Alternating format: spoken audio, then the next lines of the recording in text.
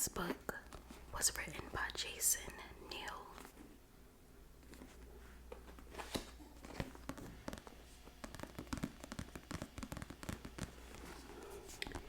And here he is. I'm so sorry for the background noises. I'm recording at my mom's house and she has neighbors, so I sincerely apologize if you hear anything. This book is called True Crime Case Histories, Volumes 4 through 6. It is a 3-book collection, and it features 36 disturbing true crime stories. Today I will be reading 2 stories to you because I don't want the video to be too short, but I also don't want it to be too long. So I'm very, very interested in what this book has to offer. So if you're into this video, sit back, relax, relax, relax, relax. Any thoughts that you have, just remove those thoughts and relax and focus on these brutal crimes. Relax your mind. Sit back, relax, and enjoy some crime time. So we're gonna start by reading the volume 4 introduction.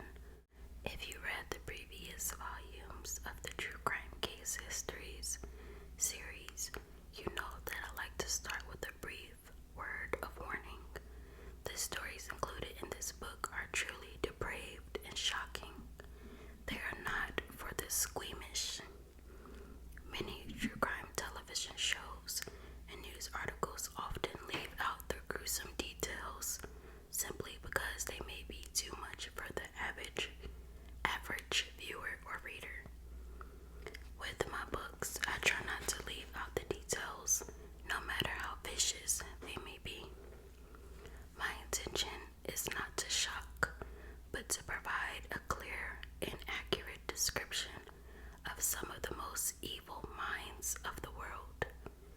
Though the stories are brief, I do my best to include enough detail so that the reader can get a better look into the demented mind of the killer. This volume features 12 of the most incomprehensible stories of the last 60 years. Trying to understand the motivation behind murders like these can be an exercise in futility. But one is for sure, the stories in this volume will keep you turning pages. In this book, you'll encounter a story that has haunted me since I was a little kid growing up in Southwest Washington. I lived a normal American life where I could ride my bike around my small town from dusk till dawn without a care in the world. When I was 12 years old, a boy in my neighborhood, just a year older than I, disappeared and was later found murdered. At the time, I didn't know many of the details, but after researching the story all these years later and realizing that monsters like Tommy Reagan were roaming my tiny town, I may not have felt quite so secure. In this volume, you'll also read about the Texas justice system grossly failed to protect the people of Texas.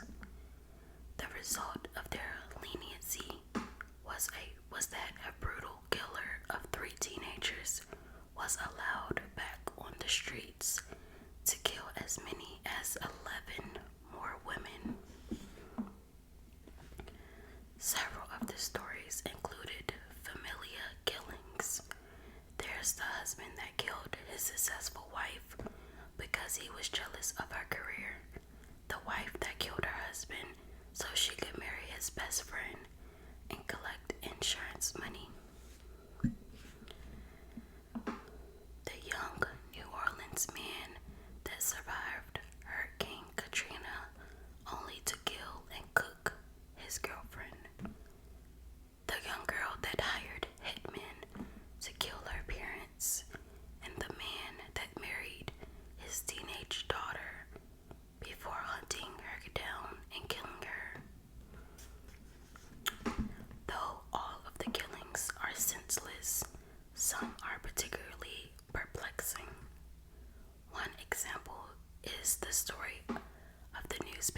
reporter who kidnapped, tortured, and butchered women who resembled his mother, then wrote stories of the killings in his newspaper articles. There's also the unthinkable story of a teenage boy obsessed with decomposition who kidnapped, raped, and dismembered a young, innocent girl. The stories in this volume are revolting and disconcerting, but they're true. These things really happen in this world. Though we will never fully understand the criminal mind, at least we can be better informed. The first story that we're going to talk about is the Broomstick Killer. The tale of the Broomstick Killer is easily one of the most sinister stories in Texan history. Kenneth McDuff was a bloodthirsty killer who was granted unprecedented leniency by a justice system that allowed him to continue killing even after he had shown that he was a sadistic psychopath. The tiny town of Rosebud in central Texas was the home of a notorious strange family, the McDuffs. J.A. McDuff. The father owned a cement finishing business that did quite well during the building boom of the late 70s, and the family was well off by small town standards. The mother, Addie McDuff, ran the laundromat across from their home and doted over her 6 children. She was a large, headstrong woman, known for being overprotective of her children, and would come running if they ever encountered trouble. Addie was notoriously known to carry a gun in her purse and was referred to as the quote, pistol packing mama by the locals in Rosebud. Her children's teachers feared her because she would storm into the school in a huff anytime one of her children was accused of misconduct. To Addie, her children could do no wrong whatsoever, and if someone accused them of anything, the school was likely to blame. The eldest son, Lonnie, was the bully of the family. He once pulled a knife on the school principal, who subsequently threw him down a flight of stairs. Lonnie spoke with a speech impediment and referred to himself as, quote, Wolf and Tough Lonnie McDuff. Addie McDuff was particularly fond of her youngest son, Kenneth. Though technically he wasn't the youngest of the children, she fawned over him as her baby boy. Even in his early teens, when Kenneth started getting into trouble, somebody else was always to blame in her eyes. Kenneth was a known troublemaker and a bully like his older brother, Lonnie. He was always the kid with a pocket full of money and new clothes, and he rode a loud motorcycle to school. Though he had an average IQ, he didn't do well in school. Kenneth didn't seem to care about school, and his only genuine friend was his brother Lonnie. By the fall of 1964, Kenneth was 17 and spent most of his time causing trouble. He broke into businesses and homes looking for things to steal and drove around town looking for girls. But he wasn't looking for a girl to date. He was looking for a girl to, or the R word, I can't say it. McDuff confided in his brother that he had once ordered a woman, slit her throat, and left her dying. Whether the story was authentic is uncertain, as the crime was never reported. Even at an early age, local law enforcement was all too familiar with Kenneth McDuff. Inevitably, he was arrested in 1964 for a string of more than a dozen burglaries. The sentence for his crimes totaled 52 years, but because he was only 18, the judge was lenient. McDuff was allowed to serve his time concurrently instead of consecutively. The 52 years of prison was reduced to a meager 3 years, and he only ended up serving 10 months before they released him. Wow.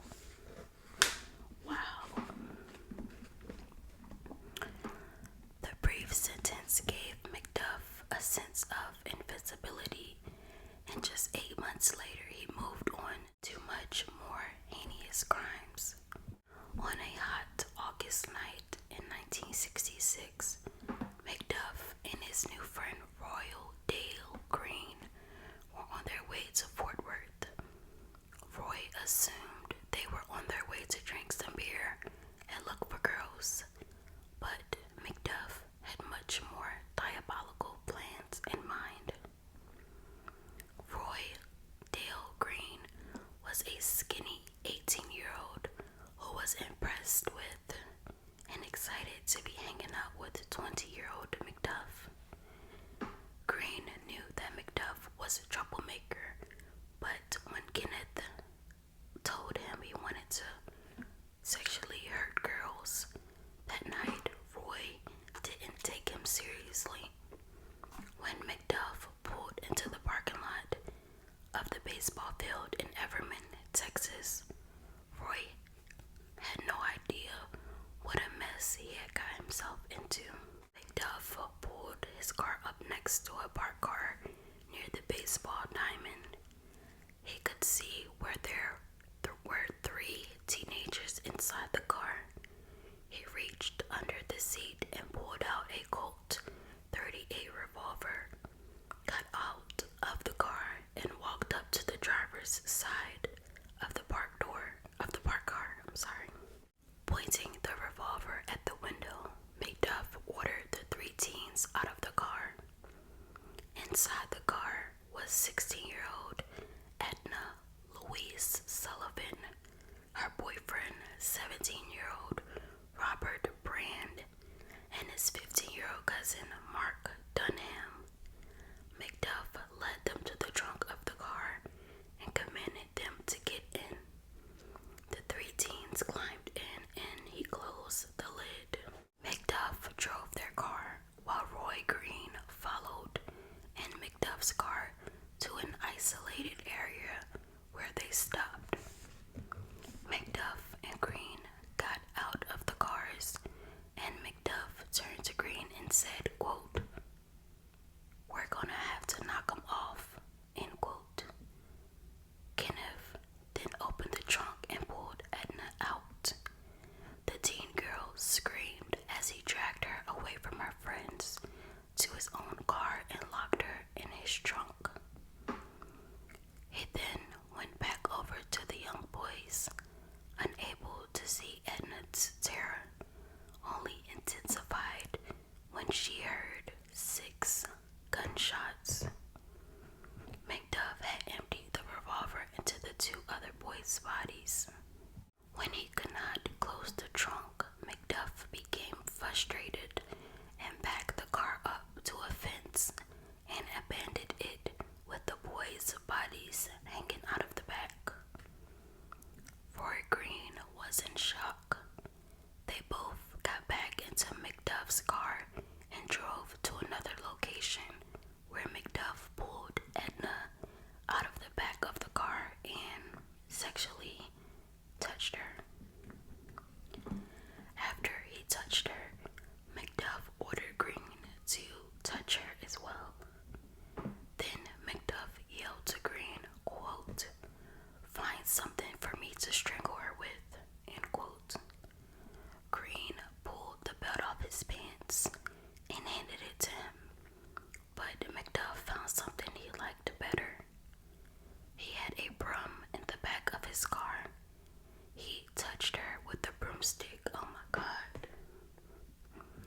then sat on her chest and held it across her neck.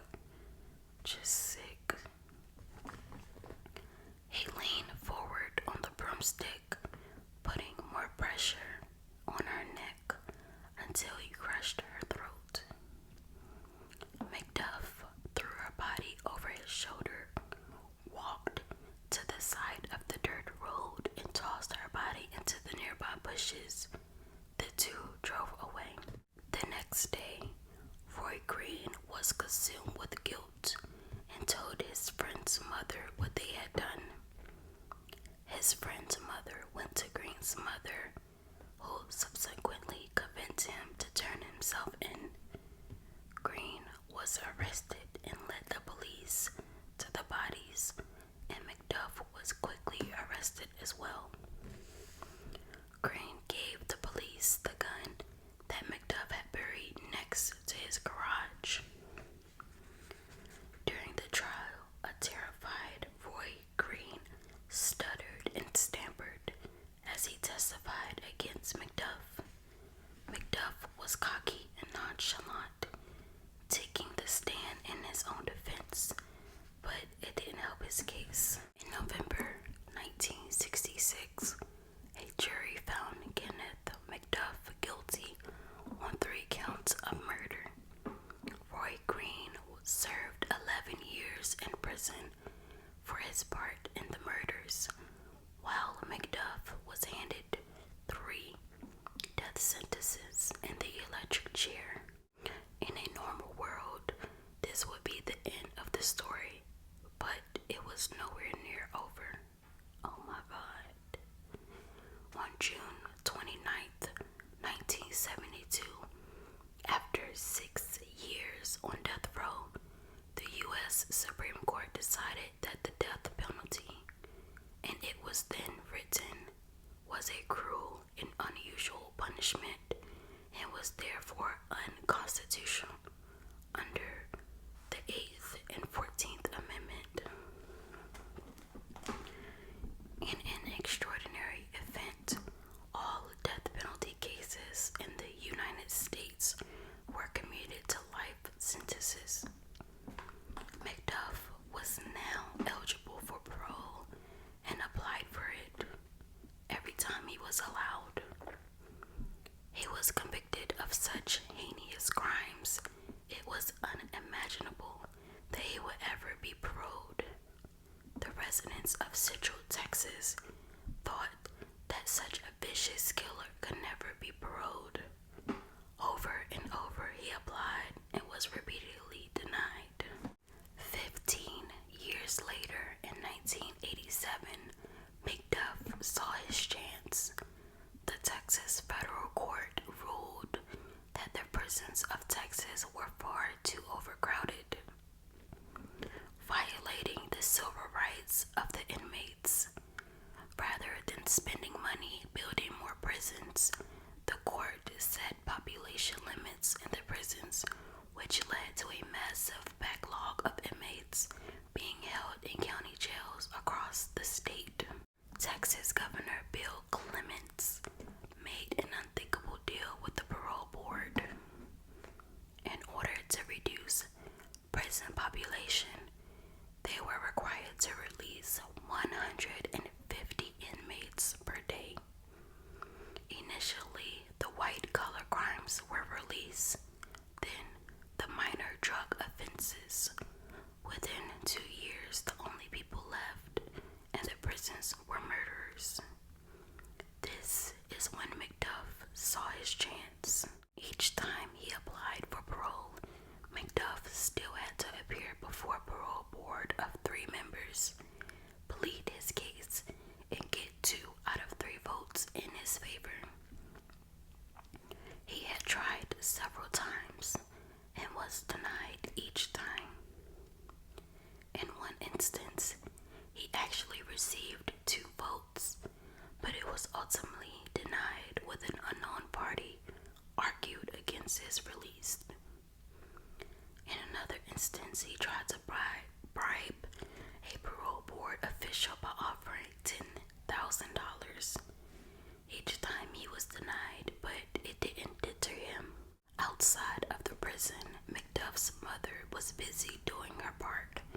She hired two well-known attorneys from Huntsville, paying them $2,200 to try to find a way to get her beloved son released from prison. Wow. Unbelievably, in 1989, after only serving 23 years in prison, McDuff was paroled. The two members of the parole board that voted to release him were James Cranberry and Chris Mealy. Mealy later blamed the tremendous pressure he was under from the government. Cranberry was later charged with perjury in an unrelated case in order to serve 6 months in a halfway house. During those years, the Texas Parole Board set free 127 murderers and 20 death row inmates. A quick side note is just, I can only imagine when he got out what he did, and those lives could have been saved if he was either given the death penalty or if he still remained in prison. I can already see how sad this story, well, the story is already sad, but how sad it's going to be. The people of Rosebud were in shock at the news of McDuff's release. Some put bars over their windows, and many feared walking the streets of the tiny town without a gun. Immediately after his release, McDuff was required to visit his parole officer in Temple, Texas. After their first visit, the parole officer told police, quote, "I don't know if it'll be next week or next month or next year, but one of these days, dead girls are going to start turning up. And when that happens, the man you need to look for is Kenneth McDuff," end quote.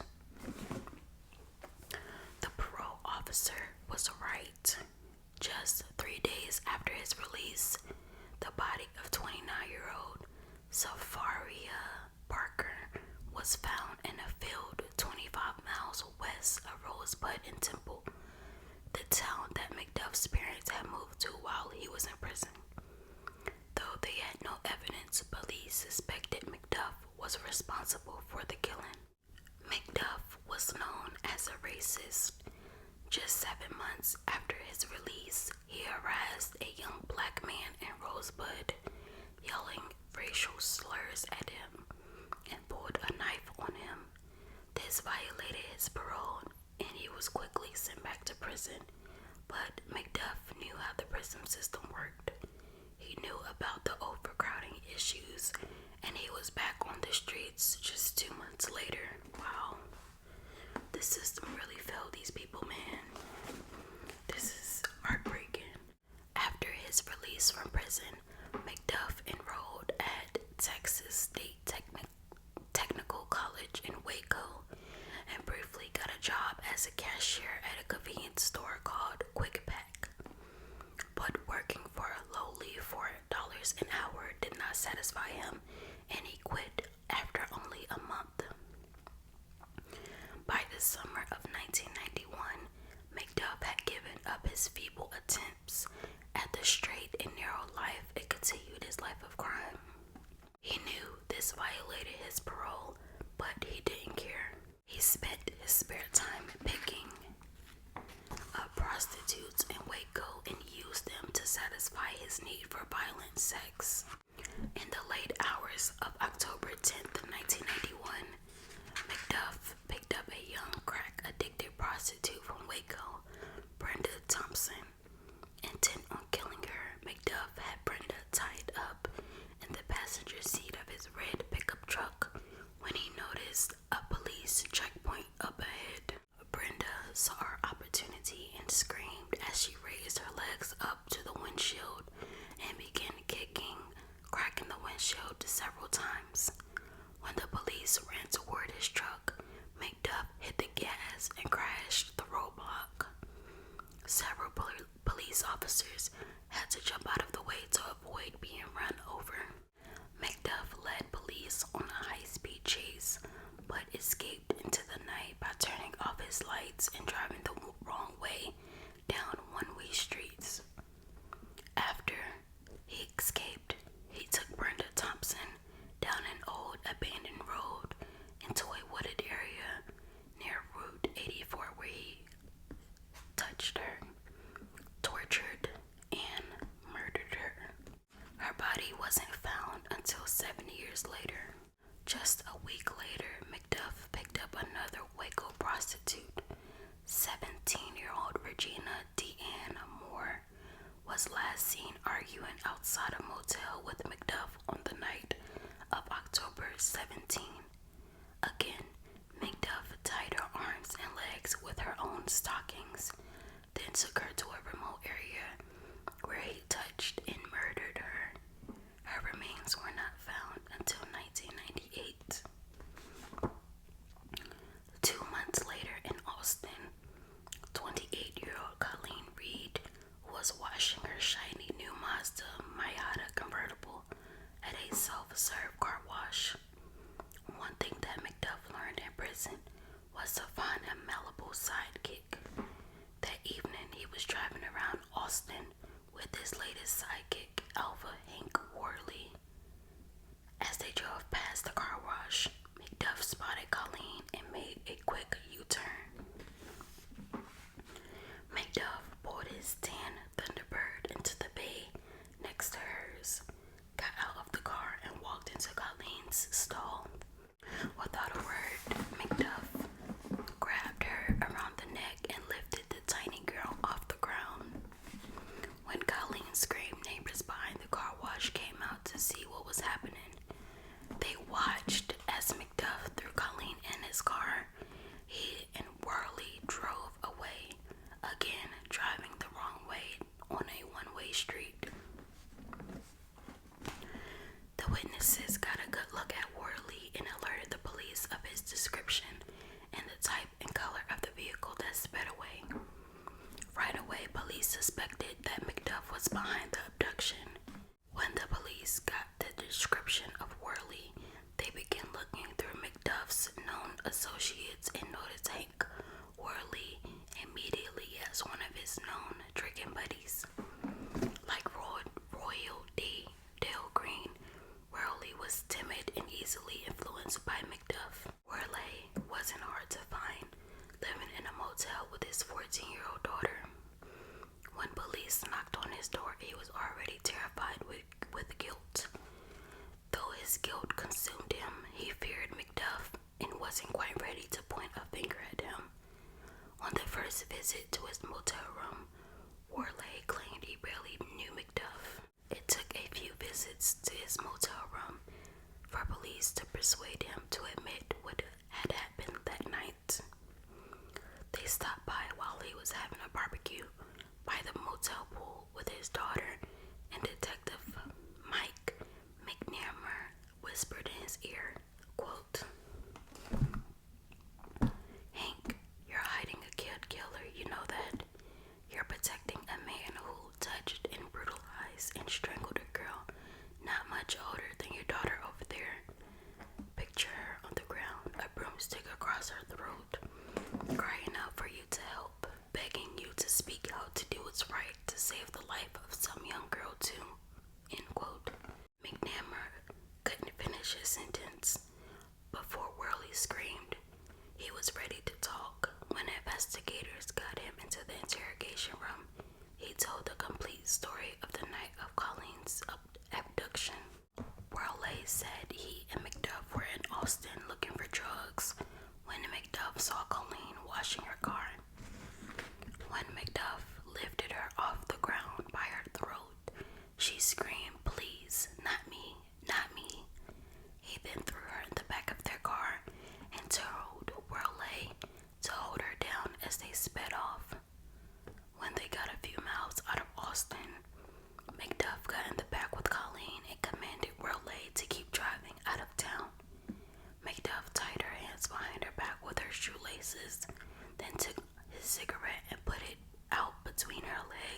as she screamed.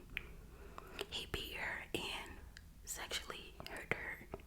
When he finished, he told Worley to change places with him, and Worley touched her while McDuff drove.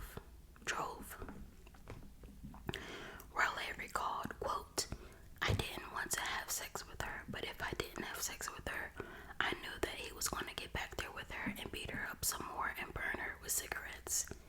He was taking the cigarettes and getting the fire real hot and burning her down there in the wrong spots," end quote. When they got near the town of Belton, McDuff pulled onto a secluded dirt road and touched her again. Quote, "He turned around and he hit her, slapped her real hard and knocked her backwards. Then he took another cigarette and he lit it and got the fire real hot. He burned her like that again," end quote.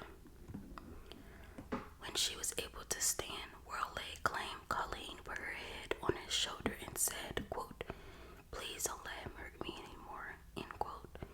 McDuff was having none of that. He grabbed her by the neck and stuffed her into the trunk of the car and turned to Worley and said, quote, "I'm going to use her up," end quote. McDuff used the term often to mean that he was going to terminate her life. Quote, "Then he put her in the trunk of the car, closed the trunk down, and he takes me home. On the way home, he asked me for my pocket knife, and I told him I don't know where it is," end quote. Quote, "Then he asked me, well, I need a shovel. Let me borrow a shovel. And I said, I ain't got one. He didn't say what he was going to do with it, but I knew what he was going to do with it. He wanted to kill her with it," end quote. Ain't nothing I could do. Real scary being like that. If you can't help yourself, there ain't no way you're going to help anybody else. I wasn't even sure if I was going to make it out of that. I'll always have a tear for that girl. I'll always cry for her. For what she went through, nobody should be put through that type of torture." McDuff was nowhere to be found, but police knew he was still in the area. The following February, when they found the body of another young prostitute, 22-year-old Valencia Joshua, a student at the same college that McDuff had attended, was found on a golf course near the school. She had been strangled. The last time anyone had seen her, she was looking for Kenneth McDuff on the campus of their school. Then, on March 1st, 1992, Melissa Northrup was working the night shift at the Quick Pack convenience store. She was a pregnant mother of 2 who knew the dangers of working the night shift but needed to pay the bills.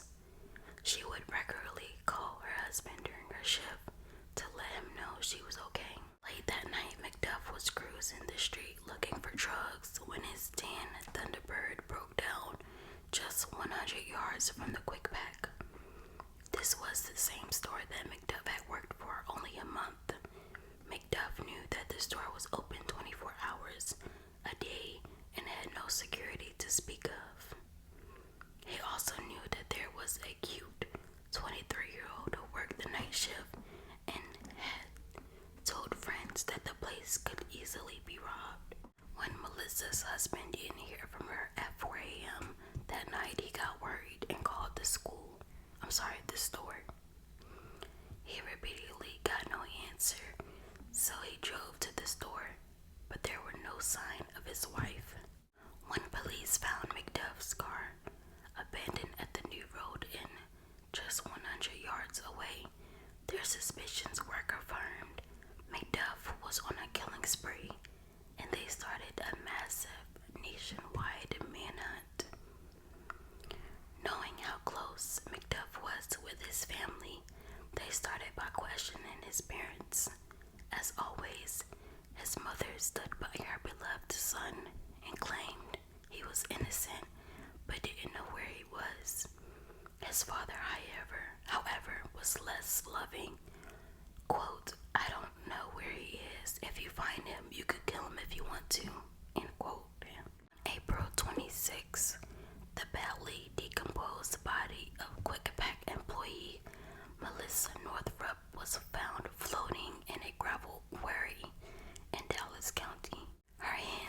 still tied behind her back with shoelaces, a signature of Kenneth McDuff. The big break came on May 1st when The Manhunt was aired on America's Most Wanted. The TV show was massively popular. Through the years, it has helped capture 1,200 fugitives. This airing was no exception.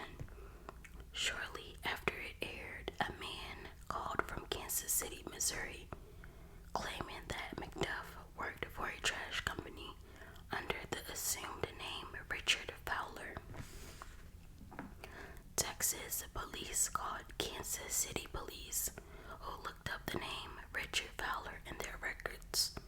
Someone had been using the name and had been arrested and fingerprinted for soliciting prostitutes.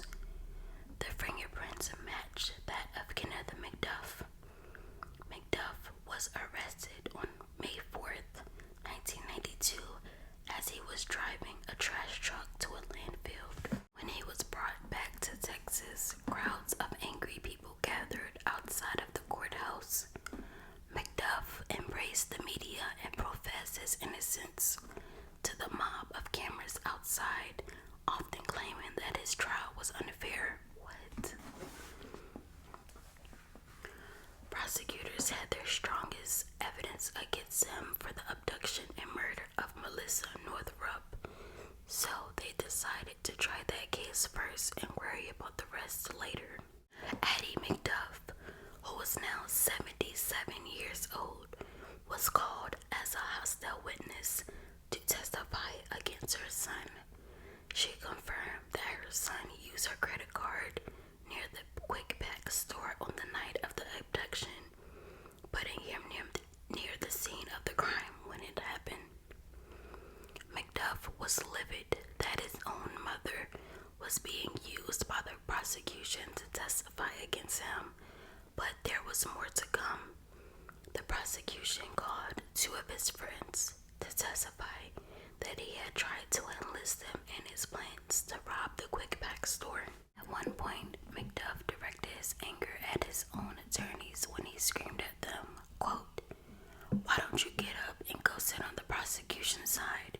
You're helping them more than you are helping me." End quote. The murder of Colleen Reed had not been tried yet, and the prosecution called Hank Worley to testify to show that there was a signature to McDuff's killings. Worley was brought to the courthouse in handcuffs. From his visible shaking, it was clear that just being in the presence of McDuff again terrified him. The ultimate nail in the coffin for McDuff was when he insisted on testifying on his own behalf, despite his defense's team's wishes. They explained to him that under the rules of evidence, his past 1966 murders couldn't be mentioned in the court if he wasn't on the stand, but if he took the stand, the prosecution could use that against him. McDuff wouldn't listen. McDuff took the stand for 2 hours, rambling a nonsensical story of his whereabouts on the night of the murder. Meanwhile, the prosecution took advantage of their opportunity, and the jury heard the complete story of his brutal killings of the teenagers in 1966. The jury took 4 hours to return their guilty verdict. On February 16th, 1993, his defense team requested leniency and asked for a life sentence, but the jury only took 1 hour to decide that Kenneth McDuff should die by lethal injection. McDuff's trial for the murder of Colleen Reed started in 1994.